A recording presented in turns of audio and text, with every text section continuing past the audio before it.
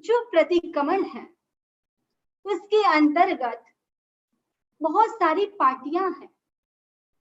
नमस्कार सूत्र, वंदना विधि, इर्यापथिक सूत्र, कायोत्सव प्रतिज्ञा, चतुर्विंशति स्तव, सक्र स्तुति, सामायिक प्रतिज्ञा, प्रायश्चित सूत्र, वंदना सूत्र और भी कुछ पार्टियां हैं। ये प्रतिक्रमण के अंतर्गत ये सब पार्टियां आती है। वंदन विधि, जैन धर्म में वंदन विधि का एक अपना विधान है। गुरु इष्ट आराध्य को वंदन करना, उनके चरणों में झुकना, चरणों को स्पर्श करना, चरणों को स्पर्श करके एक प्रकार की शक्ति ऊर्जा प्राप्त होती है और व्यक्ति मन वचन काया से स्वस्थ बनता है, आत्मस्थ बनता है। ये वंदन विधि, वो तिखुतो का पाठ। जब भी हम ये पाठ बोले तब क्या होना चाहिए, हमारा जो उच्चारण है वो उच्चारण भी शुद्ध होना बहुत जरूरी है। जैसे तिकुत्तो बोलते हैं तो जो क आधा है तो जो आगे वाला जो शब्द है उसके ऊपर जोर आएगा। तिकुत्तो आयाहीनम पयाहीनम करेमि वंदामि नमंसामि सक्कारेमि सम्मानेमि कल्याणम मंगलम देवयम चेयम पूजवासामि मध्येन वंदामि। यहाँ पर देवयम है, देवयम नहीं है। काफी भाई बहन क्या बोलते हैं, देवयम, पर ये है देवयम।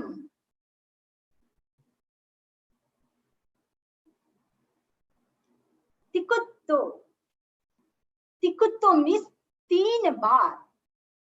आयाहीनम मीन्स दाएं से बाईं ओर, राइट से लेफ्ट जाना है। पयाहीनम यानी प्रदक्षिणा करनी है। 3 बार राइट से लेफ्ट प्रदक्षिणा करनी है। करेमि यानी करता हूं, वंदामि में स्तुति करता हूं। ये क्या है, ये शरीर की नम्रता है। वंदामि यानी नमस्कार करता हूं। सक्कारेमि सत्कार करता हूं। सम्मानेमि सम्मान करता हूं। कल्याणम आप कल्याणकारी है। ये जो शब्द है वह वाचिक विनम्रता के प्रतीक है। मंगलम मंगलकारी है। कौन है मंगलकारी, ये द्रव्य भी मंगल होते हैं। नारियल, फूल, चावल, रोली, मोली, पर यहाँ पर मंगल किसके लिए बताया गया है, गुरु के लिए बताया गया है कि आप मंगलकारी हो। संसार चक्र से, जन्म मरण के चक्र से पार पहुंचाने वाले आप ही हो, आप ही मेरे लिए मंगल हो। देवयम मिस धर्म देव। अब जो तीर्थंकर के प्रतिनिधि गुरु होते हैं, अब इसमें देवयम के लिए धर्म देव कहा गया है। अब वैसे देखे तो देव से भी बड़े कौन है, गुरु है। अब जैन दर्शन भोग विलासी देवी देवताओं की उपासना करना नहीं सिखाता है। अध्यात्म का मार्ग कौन से देवी देवता की उपासना करना सिखाता है, जो जिसकी आत्मा में विशुद्ध चारित्र की लो जल रही है, उसकी वंदना करना सिखाता है। चेयम यानी आप कैसे हैं, ज्ञानवान है। पजवासामि आपकी उपासना करता हूं। उपासना में गुरु की सन्निधि में जाना, संतों की सन्निधि में, साधुओं की सन्निधि में उसके पास वंदना करना, उसके पवित्र आभा मंडल में बैठना, ज्ञान को ग्रहण करना, ये क्या है? ये है उपासना। मध्येन वंदामि, मध्येन वंदामि मीन्स मस्तक झुकाकर, वंदामि मीन्स वंदना करता हूँ। ये मध्येन के बाद जो शब्द आ गया है वो थोड़ा सा गलत है। वंदना, वंदना का अर्थ क्या है? वंदना मीन्स स्तुति करना, नमन करना, वंदन करना, ये वंदना का ये अर्थ है। जो ये नेक्स्ट है, वंदना का आध्यात्मिक लाभ। गौतम ने भगवान महावीर स्वामी से प्रश्न किया और कहा, वंदन वंदन एणम बंते जीवे किम जनई, वंदना करने से जीव क्या प्राप्त करता है? तब भगवान ने कहा कि वंदना करने से जीव नीच गोत्र का, उच्च गोत्र का तो बंधन करता है और नीच गोत्र का क्षय करता है। वंदना करने से तीर्थंकर गोत्र का बंधन होता है। ज्ञाता सूत्र आगम के अंदर कहा गया है, तीर्थंकर गोत्र के 20 कारण बताए गए हैं और 20 कारण में से एक कारण है कि वंदना करने से तीर्थंकर गोत्र का बंधन हो जाता है। विनय की आराधना होती है। विनय आप सब जानते हैं, बाहुबली दीक्षा लेने के बाद 1 साल तक साधना करते हैं। उनके भाई के पास नहीं जाते हैं। उनके जो छोटे भाई पहले दीक्षित हो गए थे, ये वो बड़े थे और ध्यान में लीन थे। तब उनकी बहनें आती है, ब्राह्मी और सुंदरी, और कहती है, भैया हमारा गज थकी उतरो। गज मिस क्या? जो अभिमान रूपी गज है उससे नीचे उतरो। इतना सुनते ही बाहुबली क्या करते हैं? उनके चरण आगे बढ़ते हैं और केवल ज्ञान, केवल दर्शन की प्राप्ति हो जाती है। ये विनय की आराधना, शुद्ध धर्म की आराधना होती है। औरत आज्ञा का पालन होता है। गुरुजनों की पूजा, अहंकार का नाश हो जाता है और मोक्ष की प्राप्ति। एवं धम्मस्य विनयो मूलम परमो से मोक्षो, विनय धर्म का मूल है और इससे मोक्ष की प्राप्ति हो जाती है। उत्तरायण सूत्र का पहला अध्ययन, जिसकी शुरुआत विनय से हुई है। भगवान ने पहला चैप्टर क्या रखा? विनय। नमस्कार महामंत्र में देखो तो पहला अक्षर क्या है? नमो, यानी व्यक्ति झुकते से ही उनका अहंकार नष्ट हो जाता है। वंदना के व्यवहारिक लाभ। वंदना करने से क्या लाभ? एक तो वंदना करने से विनम्रता बढ़ती है। झुकता वही है जिसमें जान है। अक्कड़पट तो खास मुर्दे की पहचान है। जिसमें कुछ ऐसा वजन होता है तभी वह व्यक्ति झुकता है। वंदना करने से विनम्रता बढ़ती है, अहंकार का विसर्जन हो जाता है। सभी विज्ञान की दृष्टि से जो रीढ़ की हड्डी है वो लचीली बन जाती है। एड्रिनल ग्रंथि वो भी प्रभावित होती है और आवेग जो क्रोध, मान, माया, लोभ है उन पर भी नियंत्रण हो जाता है। वंदना के 2 प्रकार बताए गए हैं। एक तो है द्रव्य वंदना, एक है भाव वंदना। द्रव्य वंदना और भाव वंदना से क्या लाभ है? एक तो है द्रव्य वंदना, एक तो क्या है? देखा देखी वंदना करना, प्रलोभन वश वंदना करना। इससे कर्म की निर्जरा नहीं होती है। ये तो मिथ्या दृष्टि और भवि की वंदना है। पालक ने पुरस्कार पाने के लिए द्रव्य वंदना की थी। इससे कोई निर्जरा नहीं होती है। भाव वंदना मन वचन काय का प्रशस्त व्यापार हो, वह भाव वंदना कहलाती है। और भाव वंदना से भाव परंपरा समाप्त हो जाती है।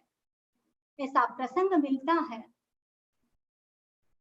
महाराजा कृष्ण महाराजा का एक प्रसंग मिलता है। कृष्ण जी जो वासुदेव थे, तो श्री कृष्ण वासुदेव अपने मित्र के साथ वंदना करने के लिए अरिष्ट नेमि के पास पहुंचते हैं। और जैसे ही वहां पहुंचे और मन में ऐसी उत्कृष्ट भावना जगती है कि मैं सभी संतों को क्रम से वंदना करूं, और सभी संतों को क्रम से वंदना करनी शुरू कर दी। उनके साथ उनका जो मित्र था, वह मित्र भी क्या करता है, देखा देखी वंदना करना शुरू कर देता है। और वासुदेव श्री कृष्ण ने कहा अरिष्ट नेमि से कि मैंने 360 संग्राम यानी युद्ध को जीता, उसमें जितना श्रम नहीं लगा उससे भी ज्यादा वंदना में श्रम लगा है। इसका क्या कारण है? तब भगवान ने कहा आज तक तो आपने बाहरी युद्ध किया है, आज आपने भीतर का युद्ध किया है। ये वंदना करने से आपने 7वीं नार की, 6ठी नार की, 5वीं नार की, 4थी नार की का जो बंधन था उसको आपने तोड़ दिया है। आपने साइक सम्यक्त्व को प्राप्त कर लिया है। तब वासुदेव श्री कृष्ण ने पूछा कि मेरे साथ जो मेरा मित्र है उसको क्या लाभ हुआ? तब भगवान ने कहा उसने तो काया का क्लेश किया है, उसने तो खाली देखा देखी वंदना की है, उनको वंदना करने से निर्जरा नहीं हुई है। ऐसा एक प्रसंग मिलता है राजा श्रेणिक का। राजा श्रेणिक पूरे परिवार के साथ समूह शरण में पहुंचते हैं, और जैसे ही समूह शरण में पहुंचे और समूह शरण में पहुंचते ही और भगवान महावीर स्वामी को वंदना की, और भगवान महावीर स्वामी को वंदना करने के बाद मन में ऐसे उत्कृष्ट भाव आते हैं कि सभी संतों को क्रमशः में वंदना करूं, और सभी संतों को क्रमशः वंदना करते हैं। उत्कृष्ट भावना निष्काम भावना से 500 मुनियों को वंदना की, और थोड़ा थकान का अनुभव होता है, और जैसी थकान का अनुभव हुआ और विश्राम किया। अब राजा श्रेणिक ने भगवान से कहा भंते कि आज मुझे जितना आनंद का अनुभव हो रहा है ऐसा आनंद का अनुभव आज तक मुझे कभी नहीं हुआ। गौतम स्वामी ने भगवान महावीर स्वामी से पूछा भगवान कि राजा श्रेणिक ने जो वंदना की है उससे क्या लाभ हुआ? तब भगवान ने कहा कि राजा श्रेणिक का जीवन सुरम्य साई से नहीं लेकिन मलिन साई से लिखा गया है। वंदना तो की, वंदना करते करते 6 नारकी का जो आयुष्य तो कम कर दिया। यदि इस प्रकार यदि उत्कृष्ट भाव से वंदना करते तो जो 7 नारकी का जो आयुष्य बंधा हुआ था उसको भी नष्ट कर देते, लेकिन बीच में विश्राम किया। अब जो कर्म दलित बंधे हुए हैं उसको भोगना ही पड़ेगा। ये सुनते ही राजा श्रेणिक वापिस वंदना करना शुरू कर देते हैं। भगवान ने कहा अब समय बीत गया है। उस समय जो भाव थे निष्काम भाव, अभी आपके मन में सकाम भाव आ गए हैं, यानी कामना के भाव आ गए हैं। इस प्रकार राजा श्रेणिक ने कौन सी वंदना की? भाव वंदना। और भाव वंदना करते करते 6 नारकी का जो बंधन था उसको नष्ट कर दिया। तीर्थंकर गोत्र का बंधन कर लिया।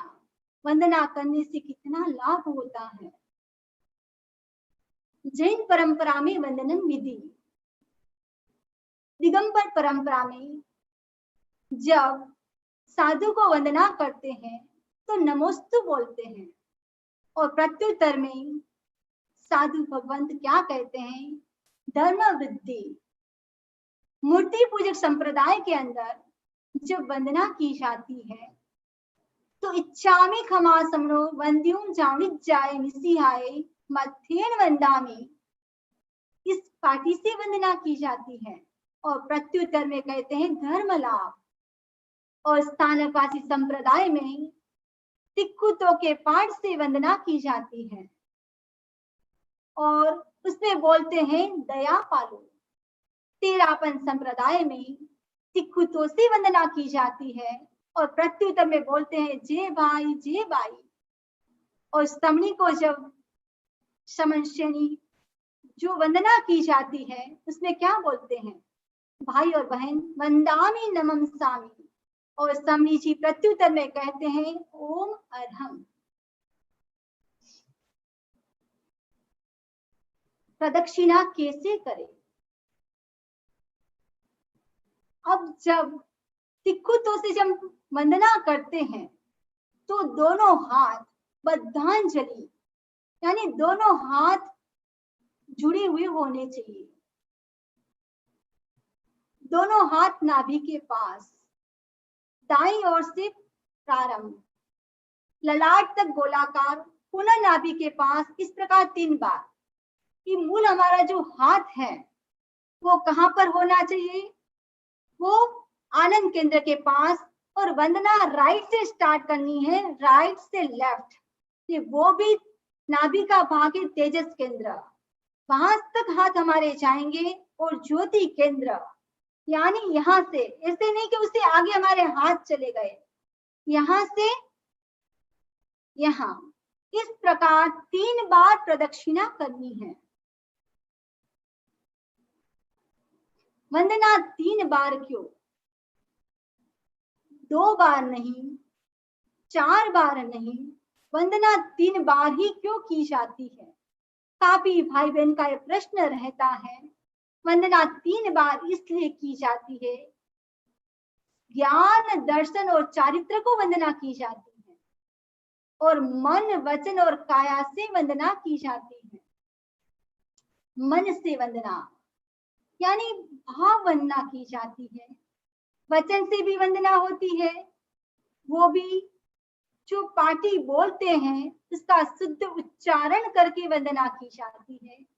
और काया से वंदना, जो काया से वंदना की जाती है, वो काया से वंदना कैसे?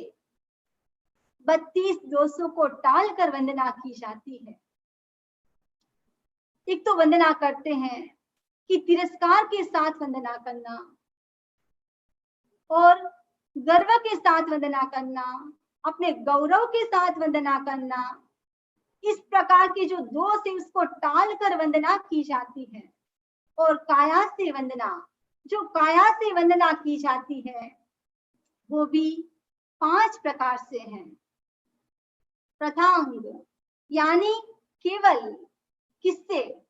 केवल सिर झुकाकर वंदना करना। द्व्यांग यानी दोनों हाथ जोड़कर वंदना करना। त्रियांग यानी मस्तक और दोनों हाथ झुकाकर वंदना करना। चतुरांग मिस 2 हाथ और दोनों घुटनों को झुकाकर वंदना करना। पंचांग वंदना, दोनों पैर, जो घुटने हैं वो धरती के ऊपर टिकाकर, दोनों हाथों को जोड़कर, और जो हमारा मस्तक है उसको शरीर में झुकाकर वंदना करना, वो है पंचांग वंदना।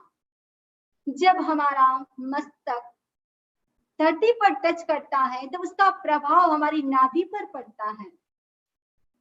जो गर्भ शिशु होता है उनका शरीर का संबंध माँ की नाभि से होता है। आयुर्वेद में कहा गया है, यदि जो हमारा जो पेट है, यदि हमारा पेट एकदम क्लीन हो जाता है तो व्यक्ति स्वच्छ है, स्वस्थ है। यदि हमारा पेट क्लीन नहीं होता है तो क्या होता है? तो ऐसा माना जाता है कि शरीर में रोग का जाल बन जाता है। वंदना दाई से बाई ओर क्यों इसलिए की जाती है कि जो हमारा जो राइट हिस्सा है वो ऊर्जा का प्रतीक है, वहां पर ऊर्जा का संचरण भी होता है। हम देखें सूर्य चंद्रमा भी मेरु पर्वत की प्रदक्षिणा दाएं से बाएं करते हैं। जो घड़ी का कांटा भी है वो भी राइट से लेफ्ट घूमता है। भगवान की आरती के समय जो थाली घुमाई जाती है वो भी राइट से लेफ्ट की तरफ जाती है। खाना भी लगभग भाई बहन राइट हाथ से ही खाते हैं। कोई अपवाद छोड़ दो, रुपयों पैसे का लेन देन भी लगभग राइट हैंड से भी होता है। जब शादी का समय होता है और उस समय दुल्हन और जो दूल्हा होता है उसका हाथ भी मिलाया जाता है, तो दोनों का राइट हाथ मिलाया जाता है। जब तिलक भी किया जाता है वो भी राइट हाथ से किया जाता है।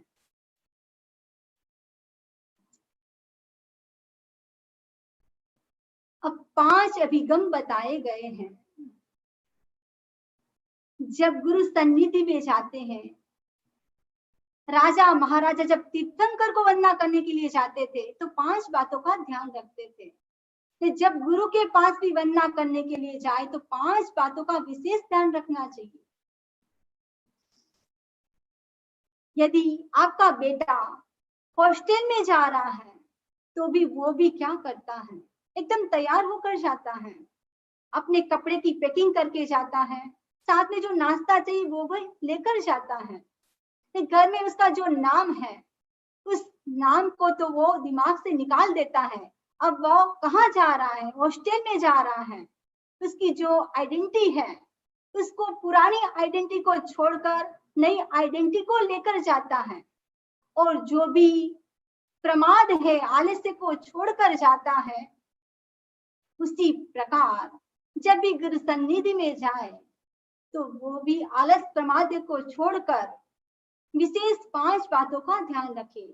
सचित द्रव्यों का वर्जन, जो सचित द्रव्य है फल फूल आदि पास में नहीं होना चाहिए, क्योंकि ये सब क्या है, सचित है। एक तो सचित, इसका एक अर्थ यह भी होता है कि जो हमारा चित्त है वो दूसरों के प्रति यदि आसक्त है, दूसरी बातों के प्रति, तो उसको भी छोड़कर जाए। अचित द्रव्यों का वर्जन, शस्त्र है, मुकुट है आदि को भी छोड़कर जाना चाहिए।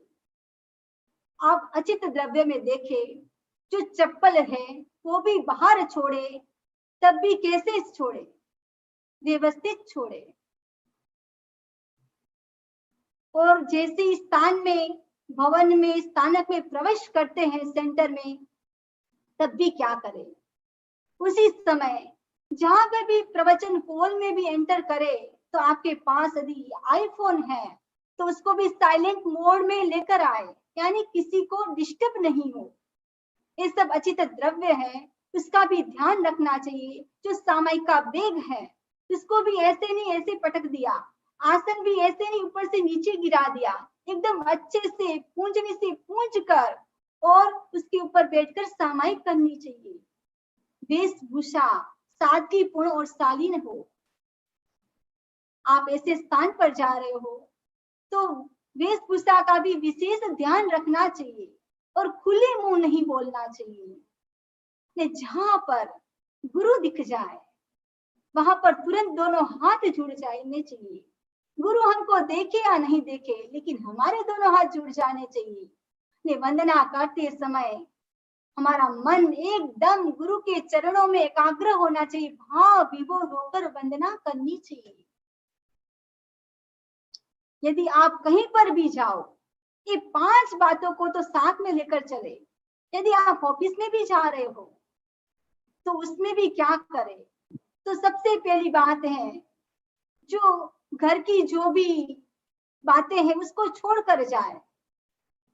और दूसरी बात है, आप जाए तो भी आपका ड्रेस है, शूज है, वो भी गंदे नहीं होने चाहिए, फटे हुए नहीं होनी चाहिए। ये जो आपका ड्रेस है वो भी एकदम अप टू डेट यानी अच्छा होना चाहिए। कोई भी आपको मिले साधारण तो तुरंत हाथ जुड़ जाना चाहिए। और जो भी आप काम कर रहे हो उस काम को भी कैसे करना चाहिए, एकदम एकाग्र होकर उस काम को करना चाहिए। वंदना बड़ों को क्यों? वंदना बड़ों को करने से एक तो आशीर्वाद प्राप्त होता है, तो वंदना करनी चाहिए, चाहे गुरु हो चाहे पेरेंट्स हो। गुरु को वंदना भी कब? वो भी प्रातः काल ब्रह्म मुहूर्त में। आचार्य श्री तुलसी ने कहा है, अमृत बेला में सदा गुरु को करे प्रणाम, ध्यान जब स्वाध्याय सब हो तदंतर काम। पहले गुरु वंदना, ब्रह्म मुहूर्त, अमृत बेला में ब्रह्म मुहूर्त, वो सत्वगुण प्रधान होता है। उस समय मन एकदम शांत होता है, हमारा दिमाग एक्टिव होता है। उस समय सेरोटोनिन नाम का एक द्रव्य निकलता है जो एक अतिरिक्त आनंद की अनुभूति कराता है। इसीलिए जब बिस्तर से बाहर शिष्य जाए तो सबसे पहले क्या करे? गुरु वंदन, गुरु को वंदन करना चाहिए। यदि गुरु पास में है तो उसकी सन्निधि में जाए, यदि गुरु से दूर है तो वहां वंदना करे। और एक है सिमंदर भगवान, सिमंदर भगवान को वंदना करे ईशान कोण में। सिमंदर भगवान के पास केवल ज्ञान है, वो तो हमको साक्षात देखते हैं, हम तो उनको देख नहीं पाते हैं। तो सिमंदर भगवान को वंदना करे।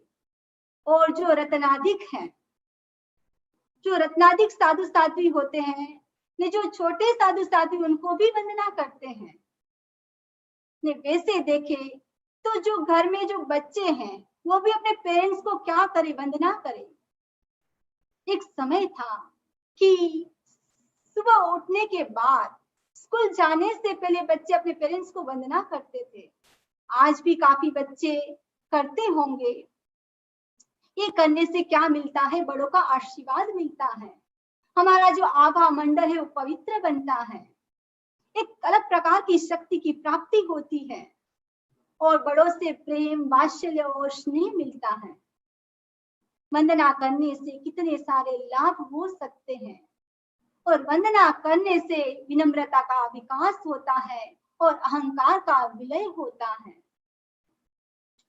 अब हम क्या करेंगे? एक बार वंदन विधि का प्रयोग करते हैं।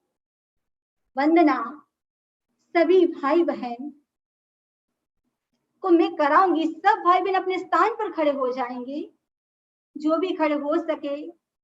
अब जो मैं वंदन विधि बताने जा रही हूँ इसमें दो परंपरा है। एक जो तिक्कुत्तो आयनम पायनम करेमी, एक परंपरा तो बोलकर करती है, एक परंपरा जो 4 शब्द है फर्स्ट उसको मौन से करती है।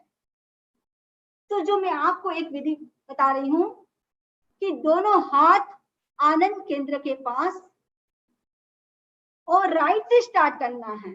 तेजस केंद्र से ज्योति केंद्र तक 3 बार प्रदक्षिणा करनी है। जैसे वंदामि तो आप लोग करेंगे, मैं आपको बता रही हूँ, तो आप लोग स्टार्ट करेंगे राइट से। वंदामि नमंसामि सकारेमि समाणेमि कल्याणम। तो उसमें क्या करना है?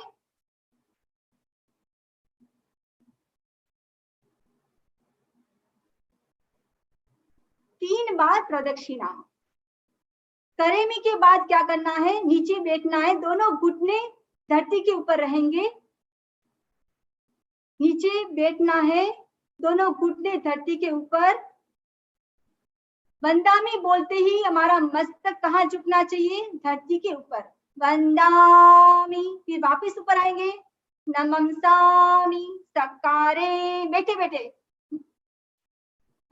वंदामि नमंसामि सकारेमि सम्मानेमि कल्याणं मंगलम देव्यं चेयं पचवा स्वामी मथेन वंदामि। वापिस दोनों हाथ जुड़े हुए, घुटने धरती के ऊपर टिके हुए और मस्तक धरती के ऊपर टच किया हुआ रहेगा। इस बार 3 बार सिक्कुतों के पाठ से वंदना करनी है। ये है हमारी वंदन विधि।